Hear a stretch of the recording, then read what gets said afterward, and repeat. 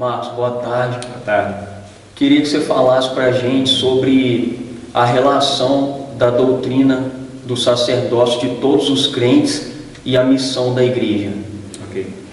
Olá a todos. Essa doutrina, a doutrina do sacerdócio de todos os crentes e a missão da igreja, a ideia de que a igreja tem uma missão, essas duas ideias estão totalmente relacionadas.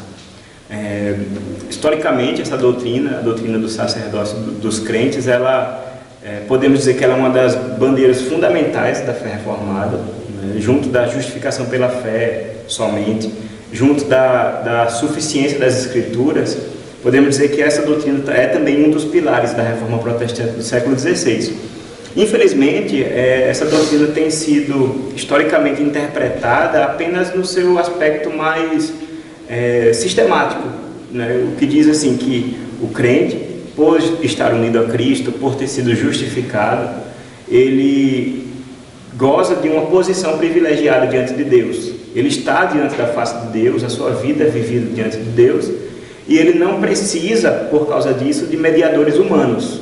É claro que essa doutrina teve como objetivo, essa ênfase teve como objetivo a refutação, por exemplo, da ideia de um papa, de um bispo, que seria necessário para que o cristão comum, o chamado leigo, tivesse acesso à presença de Deus e aos meios de graça. Isso era uma das ênfases da reforma, isso é inegável.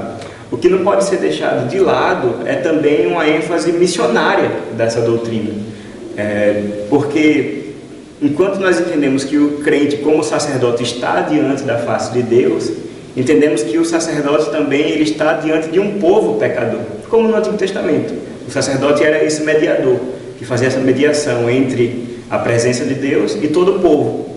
Assim, no Novo Testamento, na Nova Aliança, trazendo a ideia de que todos os crentes são sacerdotes, nós devemos resgatar essa ideia de que não só temos privilégios por estarmos diante de Deus, mas também temos responsabilidades, temos deveres de testemunhar, de levar o Evangelho às pessoas que não conhecem, que não têm comunhão com Deus. Essa ideia está muito clara lá na primeira carta de Pedro, do apóstolo Pedro, capítulo 2, versículo 9, onde está escrito que vós, porém, sois raça eleita, sacerdócio real, nação santa, povo de propriedade exclusiva de Deus, a fim de proclamardes as virtudes daquele que vos chamou das trevas para a sua maravilhosa luz.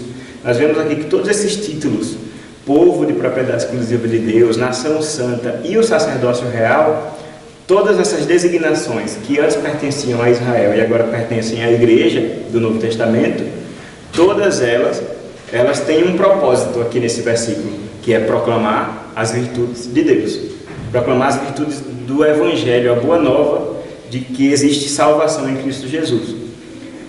Tudo isso nós podemos atrelar a ideia de que todos os crentes são sacerdotes, tendo não só privilégios, mas também responsabilidades.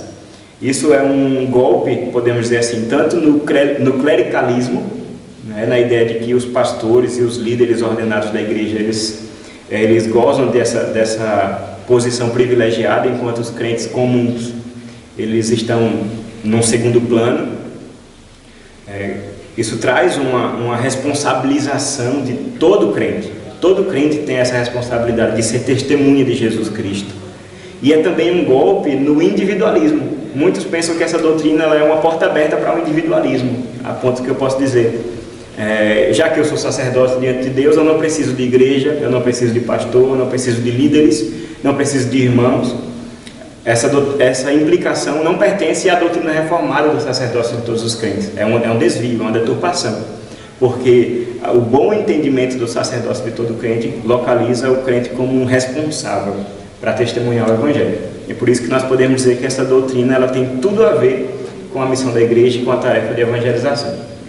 Amém. Muito obrigado. Obrigado.